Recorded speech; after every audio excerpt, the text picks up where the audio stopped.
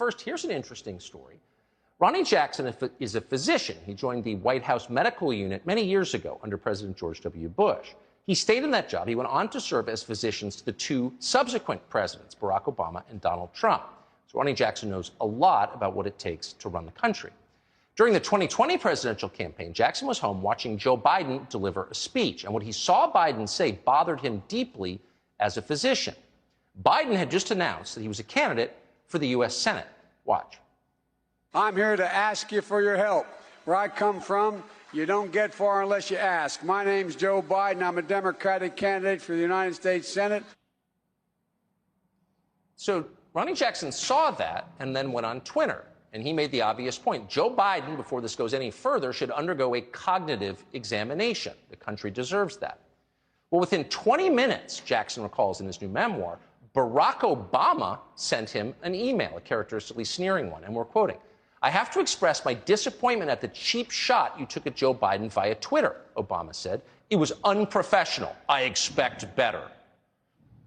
So that wasn't just Obama speaking. That was the uniform command of the people who run the Democratic Party throughout the 2020 campaign.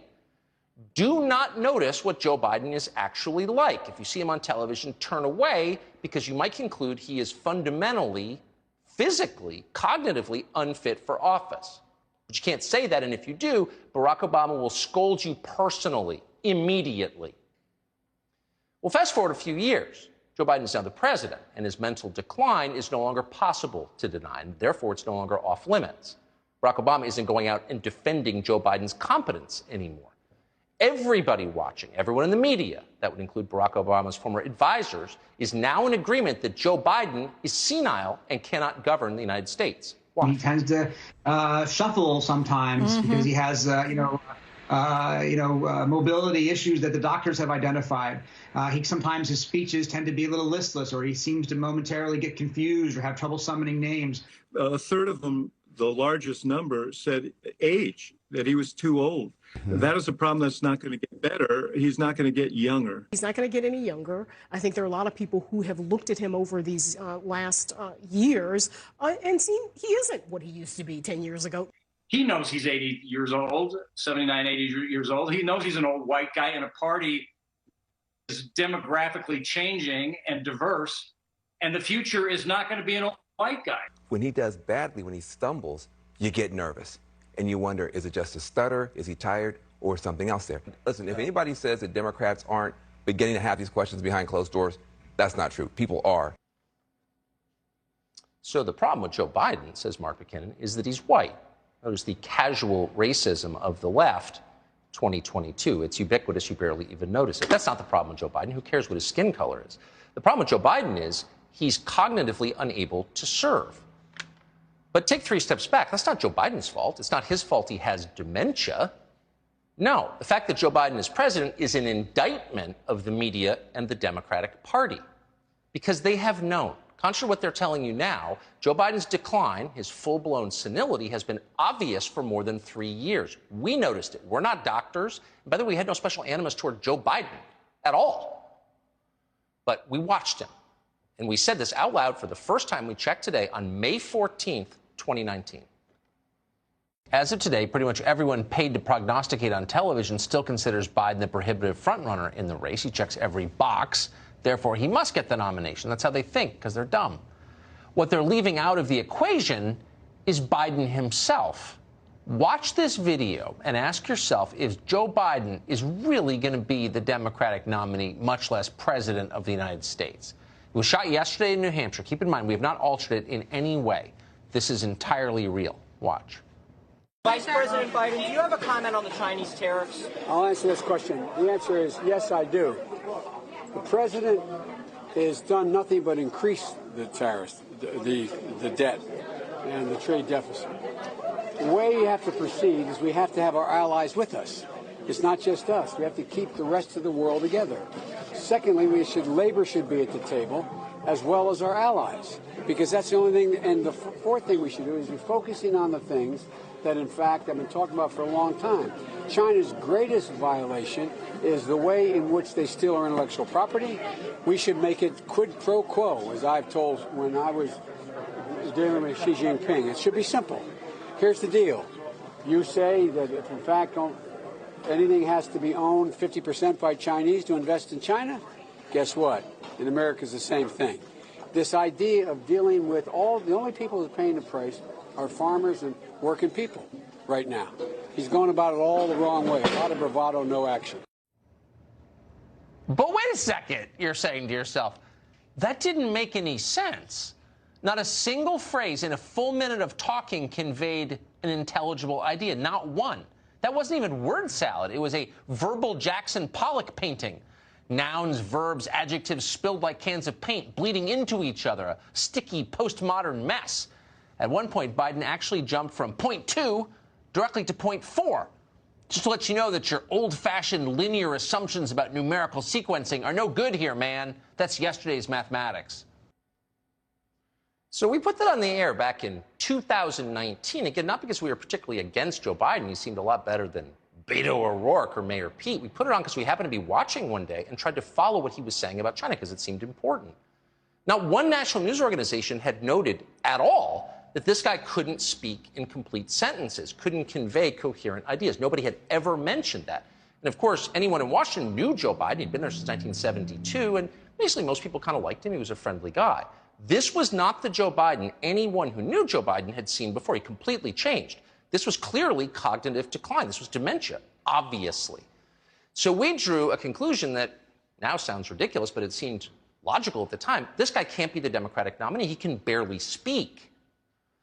How did he manage to get through the campaign? Well, it turned out, we learned later, his staff, supervised by Dr. Jill, his wife, was giving him pills before every public appearance, checking the time and at a certain hour giving him a dose of something. Now, it's not a guess. We're not making that up. We've spoken directly to someone who was there and saw it happen multiple times. Now, before taking the medication, this person said, Biden was, quote, like a small child. You could not communicate with him. He changed completely because he was on drugs, and he clearly still is on drugs. No one's pushing to know what those drugs are. We should know. But the point is, Joe Biden's dementia was perfectly obvious to everyone around him more than 3 years ago. So we never thought this could happen. You can't make a senile man president of the United States. This is our country. This is a real country. It needs a real leader, even one you disagree with, but someone who's in full possession of his faculties. No one would ever do that. It's crazy. We're completely wrong. We're wrong because we underestimated the cynicism and the recklessness of the Democratic Party and the media who serve them. They will say literally anything, no matter how implausible or immoral, if it brings them more power. They knew exactly how incapacitated Joe Biden was. They lied about it. And the disaster we're living with today is a direct result of their lying. And it's getting worse. It's humiliating. Yesterday, for example, we could go on for an hour, we're not going to, but just to sum it up, yesterday Joe Biden tried to shake an invisible man's hand. Not the first time he's done this. He did the same thing in April. And both of those sad moments are on tape. Here they are. God bless you all.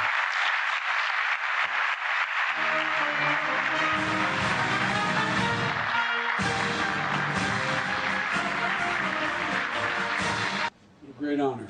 Thank you very, very much. Thank you. תודה לנשיא המדינה ולנשיא ארצות הברית. Thank you, President Herzog and President Biden. So if you don't like Biden or his agenda, and we certainly don't, there is a kind of partisan glee you take from this. Look how pathetic he is. But, you know, if you're an American, there's no upside, actually. This is horrible for all of us. It reflects poorly not just on the Democratic Party or Biden himself, but on our country. And it's happening constantly with increasing frequency. On Wednesday of this week, during a trip to Israel, Biden announced that we have to keep alive the, quote, honor of the Holocaust. Huh?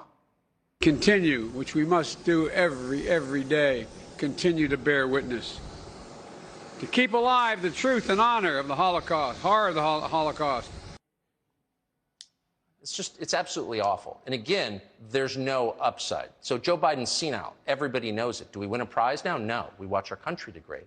So you have to ask, who did this to the rest of us? Who's responsible for putting this guy in a position where he was elected president? Well, we could start the list of the culpable with Joe Biden's 2020 campaign manager, Jen O'Malley Dillon. She did this. Where is she now? Well, she's now deputy chief of staff in the White House. She knew exactly how senile Joe Biden was. Susan Rice knew well, too. Of course she did. Susan Rice now runs America's domestic policy out of the White House. Ron Klain knew perfectly well that Joe Biden was not fit to be president, that he has dementia. Ron Klain was elevated to White House Chief of Staff. And of course, Dr. Jill, his wife, was perfectly aware. Members of Joe Biden's own family knew perfectly well and told other people about it. We've reported that before, and it's true. And yet they didn't stop him. Mike Donilon was the chief strategist of Joe Biden's presidential campaign. Now he's one of Biden's, quote, senior advisors. Same with Anita Dunn. She was once co-campaign manager. She's now another senior advisor for Biden and a former Obama communications director. She has massive power in this country. That's how she was rewarded for foisting this guy on the rest of us. Brian Deese, same thing. The man who screwed up our climate and energy policy during the Obama years. He knew perfectly well Joe Biden was senile, but he wanted power again, so he didn't say a word. Once again, same principle at work. People make grave errors in judgment. They do something horrible to the United States of America, and they're rewarded for it. They're never punished, they're rewarded. These people now run the country. And above all, Barack Obama. Barack Obama knew perfectly well that Joe Biden was senile. Barack Obama spent 8 years making fun of Joe Biden and degrading Joe Biden because Joe Biden has no dignity. He put up with it. But Obama knew that Biden wasn't fit to be president, and that matters because Obama is, and has always been, the person actually running the Democratic Party. And of course, the media knew. They knew perfectly well. But they lied. From day one, they lied. Here they are telling us during the campaign that Joe Biden actually, shut up, ageist, is perfectly fine. Well, he just decided to bypass the primaries and go right to the main event and kind of consign everybody else to the kiddie table. That is Joe Biden at his best. That is someone who is authentic. It's the reason he connects with people. He is having fun. This is not heavy lifting for Joe Biden. Joe Biden never gave up on Joe Biden. And it reminded me so much of 2008 John McCain. Look, help is on the way. Help is on the way. Joe Biden, we need him. You know, you hit play on your phone or whatever, and there's Uncle Joe, Grandpa Joe Biden, talking in a way that I think Americans want to hear. The person of Joe Biden is a welcome entry into this race. Every one of those people knew. Again, we knew and said so out loud, not because we have some special entree into the secrets of the Democratic Party. We certainly don't. We're hardly Democratic Party insiders, but because we watched TV for 90 seconds and we saw unmistakably the signs of dementia in Joe Biden. Every one of the people you just saw lied about what they knew. They hid that fact from you and the rest of the country because they wanted more power. But now the game is over for Joe Biden. As Mark McKinnon said, he's just too white. So suddenly our media is admitting what we noted 3 years ago and that everyone knew, that this was a scam. They are living with the mess they created. And we hope that they will never be allowed to avoid responsibility for what they